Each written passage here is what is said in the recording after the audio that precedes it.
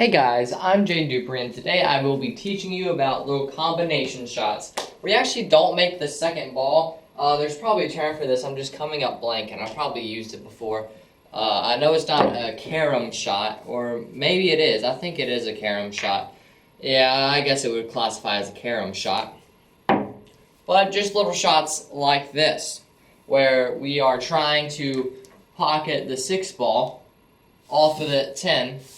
We can't make it directly, but it does just go straight off the 10. And you need to know how to recognize these and how often they really come up and how to get position off of them for the next shot. So I'm just going to teach you a few little Carom shots like that and how to play position off of them and when you can play them.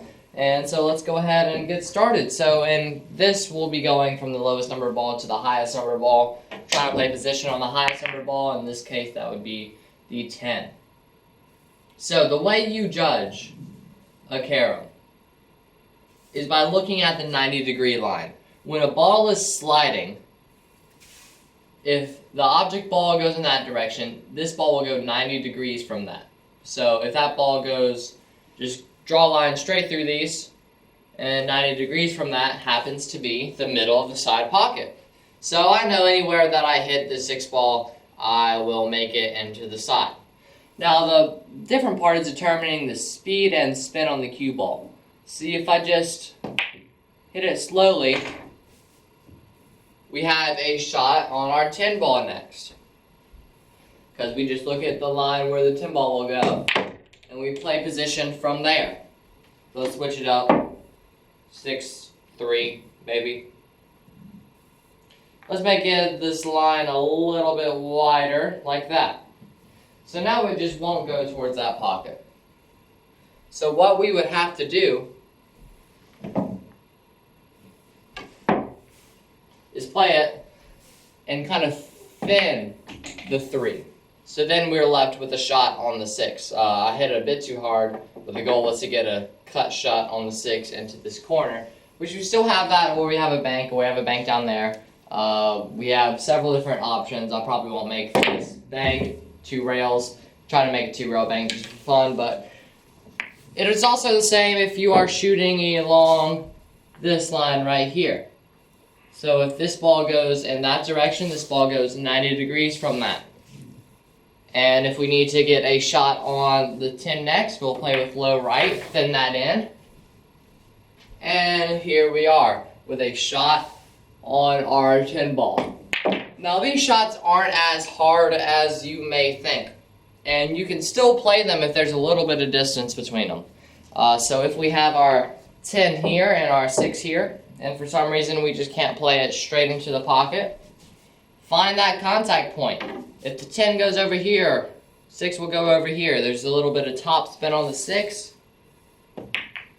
Then we should be good to go. We didn't get great position there because we didn't think all the way through. Think where this ball will go after the shot. Obviously we did not think very hard there. But let's see if we can get position this time. Just like that, with a little bit of top right. So just watch where the second ball goes. I'm going to try to make this with our bridge.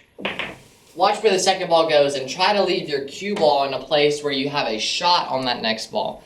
Use the 90-degree rule to determine where your second ball will go, the first ball that you're hitting off of the second ball, and also use the 90-degree rule to find out where the ball that's being hit is going. And I know it's a mouthful, trying to describe in simplest terms, but that is about the best I can do it. It's a pretty tough technique, and it takes a little while to get down. Sometimes you can kind of throw the ball in, but I'm not going to be that specific at this point. If you're over here on the side, it's the same thing. I should demonstrate the side if I demonstrated the corner. See, if this ball goes over here, 90 degrees, into the pocket. We want a shot on the 10 next. And there we have it. So that would be very easy. Just a little slow roll. My fingers are hurting a lot for some reason. But let's move into a different carom shot here. So these next few carom shots are going to be a little more difficult. They're pretty, risky. If you can't make the ball directly, let's say we're shooting the 8, we cannot make it directly into that corner because of the 9, but it will go off of the 10.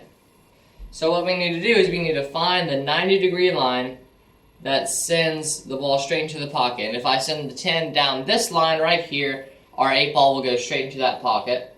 And we need a shot on the 9 next. If that 9 doesn't move, we can just stop our cue ball right here, and we will have a good shot. This is not a first attempt every try shot. It's very important for you to understand that. If you are playing 10 ball, see we have a 10 ball set up right here. This could be 8 ball too. But if you're playing 10 ball, make sure you account for if you make the 10 and don't call it, which is possible in this shot. If you make the 10 and don't call it, it will respot, so there will be a ball back right there. But let's just show you the shot. May not be first try, but I'll try to get it as soon as possible.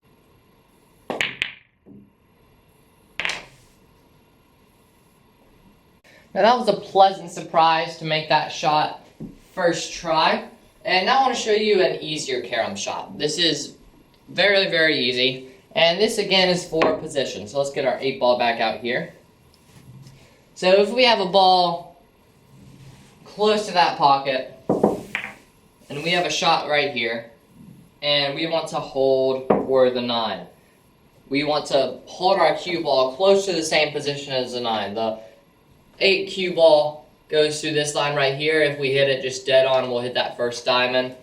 So what we're going to do, instead of just trying to cut it in, what we're going to do is, since we need to hit it fuller, we're going to hit it full and play it off of the 10. So our cue ball can stay right here. Don't hit it too hard so the 10 doesn't go far away.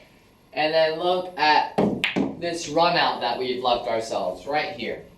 So then we have straight in on the 9, and then straight on the 10, into the corner. See, those shots, they can help you hit it fuller or thinner if you need to. Just depends on where the second ball is, where this ball that was playing right here is. But you can play balls off of there. Just make sure you hit it on its left side, or the side that will send it into the pocket. Because if this ball came off this rail and hit it over here, then you've left an 8-10 combination. So make sure you're aware of situations like that. Thank you guys so much for watching. I really hope you enjoyed. If you did, please click the like button down below. If you want to be notified when I post a new video, you can click the subscribe button and then the bell icon right next to it. That'll just send you an email and a notification saying that I've uploaded a new video.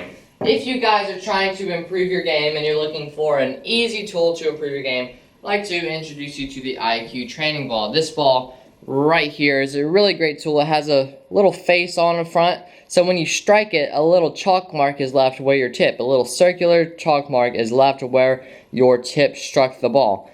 So you can tell if you're actually hitting center when you think you are, if you're hitting like low right instead of center. So this is a great corrector tool. You can shoot shots over and over and over again with that same muscle memory. These are only $27 shipped to the US. It's no more than $27 unless you're in like Europe or somewhere. But this is a great tool. You can order one from www.iqclinic.com. That's ICUECLINIC.com. Thank you guys so much for watching, and I will see you in the next video.